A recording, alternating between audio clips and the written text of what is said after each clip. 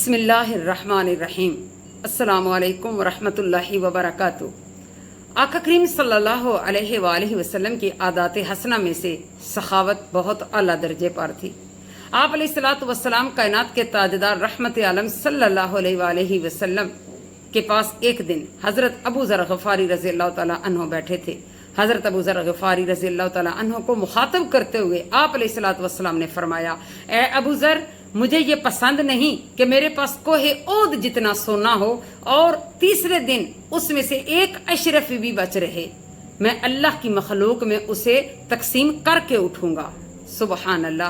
آقا علیہ الصلوۃ والسلام نہ صرف زندہ لوگوں کو اتنا نوازتے تھے بلکہ جو دنیا سے رخصت ہو جاتا تھا اس کے لیے بھی آپ علیہ الصلوۃ والسلام فرماتے کہ اگر وہ اس قابل نہیں کہ وہ اپنا قرض ادا کر سکے اور وہ دنیا سے رخصت ہو گیا تو اس کا قرض محمد رسول اللہ صلی اللہ علیہ وآلہ وسلم ادا کریں گے، اور اگر وہ اپنا کوئی مال چھوڑ گیا ہے تو اس مال کے اس کے وارث حقدار ہوں گے۔ سبحان اللہ۔ یعنی قرض اپنے ذمہ لے رہے ہیں اور اس کی وراثت اس کے وارثان کے ذمہ کر رہے ہیں۔ سبحان اللہ، سبحان اللہ۔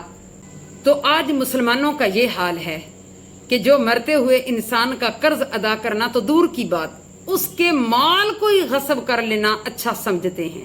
اللہ اکبر۔ اللہ رب العزت کی پاک بارگاہ میں دعا کرتی ہوں، مولا کریم تجھے تیری رحیمی کا واسطہ ہمیں کسی کا حق نہ کھلانا۔ یا اللہ، اپنے پیارے حبیب صلی اللہ علیہ وآلہ وسلم کا صدقہ ہمیں صراط مستقیم پر چلنے کی توفیق عطا فرما اور ہمیں بھی فراخ دل بنا تاکہ ہم تیرے بندوں کے کام آ سکیں۔